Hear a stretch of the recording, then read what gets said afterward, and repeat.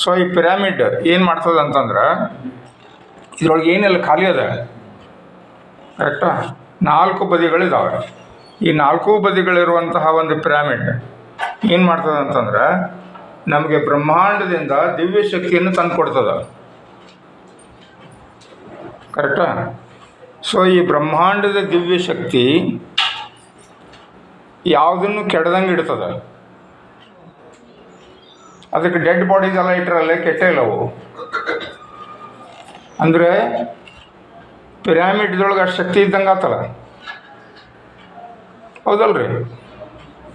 So ಇದ್ರ ಮೇಲೆ research ಮಾಡಿದಂಥ ವಿಜ್ಞಾನಿಗಳು ಏನು ಮಾಡಿದರು, ಡೆಡ್ ಬಾಡೀಸ್ ಅಷ್ಟೇ ಲಿವಿಂಗ್ ಬಾಡೀಸ್ ಮೇಲೆ ಪ್ರಯೋಗ ಮಾಡೋಣ ಅಂತ ಮಾಡಿದರು.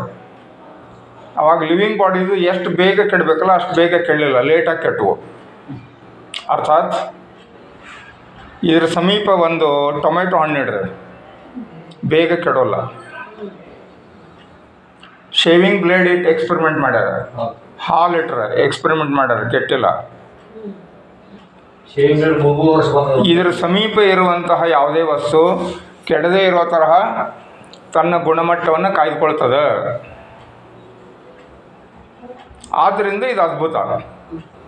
ಏನು ಅದ್ಭುತ ರೀ ಇದು ಅಂತ ನೋಡಿದರೆ, ವೈಜ್ಞಾನಿಕವಾಗಿ ಮೇಜರ್ ಮಾಡಿದ್ದಾರೆ.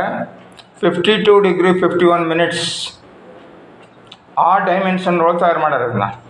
ಅಲ್ಲಿ ಇದ್ದಿದ್ದು ಪಿರಾಮಿಡು ಹಂಗವ, ಅದೇ ಮೆಜರ್ಮೆಂಟ್ ತೊಗೊಂಡು ಆ ಡೈಮೆನ್ಷನ್ ಒಳಗಿದ್ದಂತಹ ಯಾವುದೇ ವಸ್ತು ಒಂದು ಪಿರಾಮಿಡ್ ಆಗಿ ಪರಿವರ್ತನೆ ಆಗುತ್ತೆ. ಕರೆಕ್ಟಾ.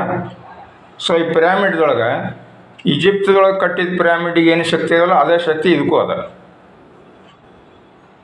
ಈಗ ಕುಂಭಮೇಳದೊಳಗೆ ಗಂಗಾಜಲ ಎಲ್ಲ ನೀರು ತೊಗೊಂಡು ಬಂದು ಪ್ರೋಕ್ಷಣೆ ಮಾಡ್ಕೋತೀವಲ್ಲ, ಅದರ ಅರ್ಥ ಏನು, ಗಂಗಾಜಲದೊಳಗೆ ಏನು ಶಕ್ತಿ ಅದಲ್ಲ ಇಲ್ಲಿ ಬಾಟ್ಲಿ ಒಳಗೆ ತಂದದ್ರೊಳಗೂ ಅದೇ ಶಕ್ತಿ ಅದ ಅಂತ,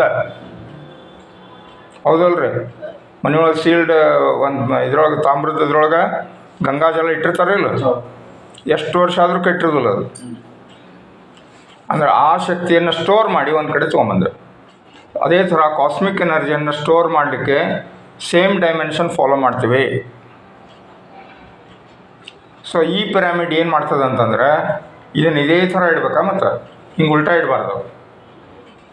ಈ ಥರ ಇಟ್ಟಾಗ ಗೋಪುರ ಆಗ್ತದೆ. ದೇವಸ್ಥಾನ ಗೋಪುರ ಎಲ್ಲ ಹೆಂಗೆ ಕಟ್ಟ್ಯಾರ ನೋಡ್ರಿ, ಹಿಂಗೆ ಕಟ್ಟ್ಯಾರ. ಮಸೀದಿ, ಚರ್ಚು, ಗುರುದ್ವಾರ ಪ್ರತಿಯೊಂದು ದಿವ್ಯ ಸ್ಥಾನಗಳನ್ನು ಇದೇ ಥರ ಕಟ್ಟಿದ್ದಾರೆ. ಹೆಚ್ಚು ಕಡಿಮೆ ಕಟ್ಟ್ಯಾರ, ಅಂದರೆ ಅಪ್ರಾಕ್ಸಿಮೇಟ್ಲಿ ಕಟ್ಟ್ಯಾರ. ಆದರೆ